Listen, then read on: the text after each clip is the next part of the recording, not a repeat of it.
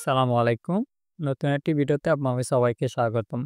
তো আজকের ভিডিওতে আমরা আলোচনা করব বাংলাদেশ সেনাবাহিনী এমওডিসি সার্কুলারে প্রতি জেলা থেকে কতজন ক্যান্ডিডেটকে চাকরি দেওয়া হবে বা কতজন ক্যান্ডিডেট নেওয়া হবে সে সম্পর্কে। তো অবশ্যই ভিডিওটি শেষ পর্যন্ত কন্টিনিউ করবেন আর আপনারা চ্যানেল নতুন হয়ে থাকলে চ্যানেলটা সাবস্ক্রাইব করে পাশে থাকবেন। ধন্যবাদ সবাইকে। চলেন শুরু করা যাক।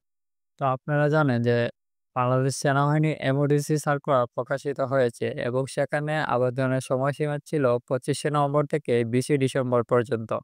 তো আপনারা আবেদনের শেষ হওয়ার পরে মাঠ কার্যক্রম শুরু হয়ে যাবে। তো মাঠ কার্যক্রম শুরু হওয়ার পরে আপনাদের জেলা থেকে কতজন লোক নেওয়া হবে সে সম্পর্কে আজকের ভিডিওতে। তো আমরা বিগত সালের এমওডিসি সার্কুলারে দেখেছি যে প্রত্যেক জেলা থেকে ৩ জন বা ৪ জন করে ক্যান্ডিডেট নেওয়া হয়। কিন্তু গত ৩ বছর ধরে এমওডিসি কোনো সার্কুলার ছিল না বা এমওডিসি কোনো সার্কুলার আসে নাই।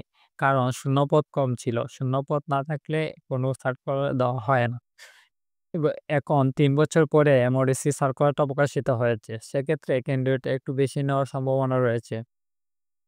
তো এই বছর আশা করা যায় যে প্রত্যেক জেলা থেকে সর্বনিম্ন ৪ জন এবং সর্বোচ্চ ৬ জন করে নেওয়া হবে। তো মোট জেলা রয়েছে ৪৪টি। ৪৪টি জেলা থেকে আপনাদেরকে এমওডিসিতে নেওয়া হবে। তো ৪৪ জেলা থেকে আপনাদের সর্বনিম্ন হলেও ৩ জন ক্যান্ডিডেট করে নেওয়া হবে এবং সর্বোচ্চ আপনাদের ৬ জন করে নেওয়া হবে।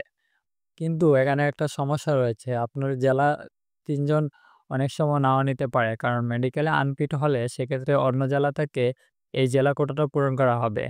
তো আপনাদের টেনশন করার কোনো কিছু নাই। যদি আপনাদের মেডিকেল ফিট থাকেন সেক্ষেত্রে আপনার জেলা থেকে ৬ জন বা ৭ জন নেওয়া হতে পারে। তাই আপনাদের এইদিকে টেনশন না করে আপনাদের প্রিপারেশন নেন। মেডিকেলে কোনো ফিট থাকলে সেগুলো ফিট করেন এবং মেডিকেলে শক্ত প্রিপারেশন নিলে আপনার চাকরিটা হওয়ার সম্ভাবনা রয়েছে। তো আপনাদের কোনো মেডিকেলে সমস্যা থাকলে আমাকে কমেন্ট করে জানাতে পারেন। আমি আপনাদেরকে মেডিকেলের সমস্যার সমাধান দেওয়ার চেষ্টা করব। তো এই ছিল আজকের ভিডিওটি। সবাই ভালো থাকবেন, সুস্থ থাকবেন। আল্লাহ হাফেজ।